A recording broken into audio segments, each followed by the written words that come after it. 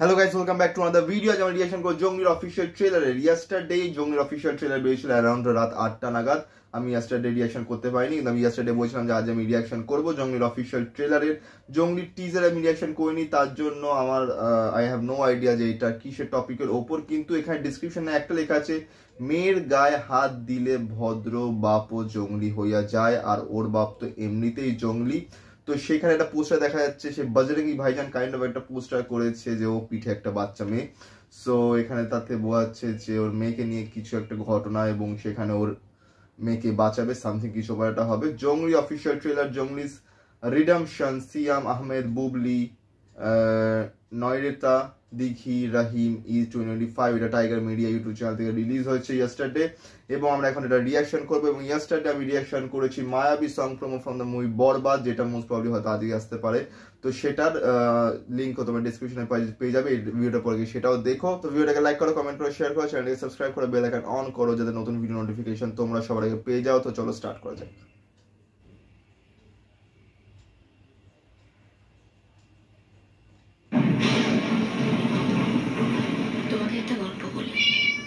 একটি নিষ্পাপ ছেলের গল্প। ভালোবাসা একজনকে গড়ে তোলে, আবার এই ভালোবাসা একজনকে ভেঙেও ফেলে।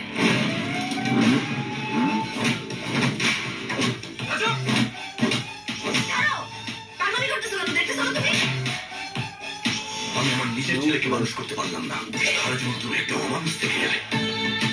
একটা মানুষের জীবন এভাবে নষ্ট হয়ে গেল।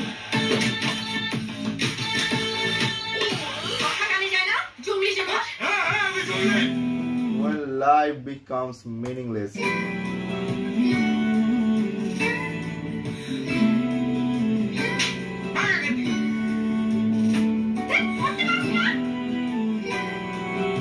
When fate starts paying attention.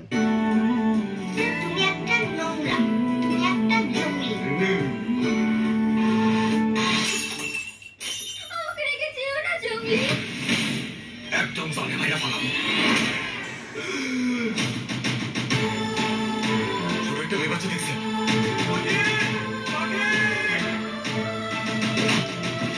Sir, এমন একটি কেস আপনি হাতে নিলেন কেন? কি করেছেন আপনি মেয়েটার সাথে? আপনার কি বিবেক বলতে কিছু নেই? এই আসামি জনি, তার মনের ভেতরে বাস করে এক বিকৃত মন মানসিকতার মানুষ।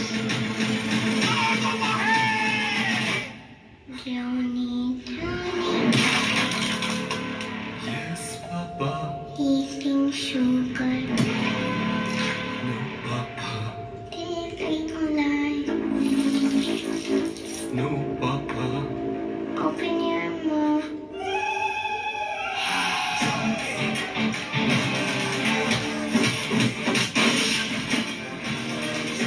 মেয়ের গায়ে হাত দিলে ভদ্র বাপও জঙ্গলি হয়ে যায়, আর ওর বাপ তো এমনিতেই জঙ্গলি।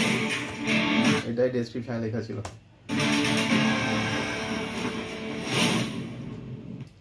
Done trailer Jongli, a film by M. Rahim, producer Zahid Hassan Abhi, and অসাধারণ ট্রেলারটা দেখানো হচ্ছে যে ছেলেটা যে সিয়াম আহমেদ, যার নাম জনি, সে প্রথমে ঠিকঠাক ছিল, মানে নর্মালি ছিল, কিন্তু ভালোবাসার দাগা পাওয়ার পর, ডিচ পাওয়ার পর সে এরকম একটা মেন্টাল পেশেন্টই বলতে জঙ্গলি টাইপের হয়ে যায় এবং গুন্ডা টাইপের হয়ে যায়।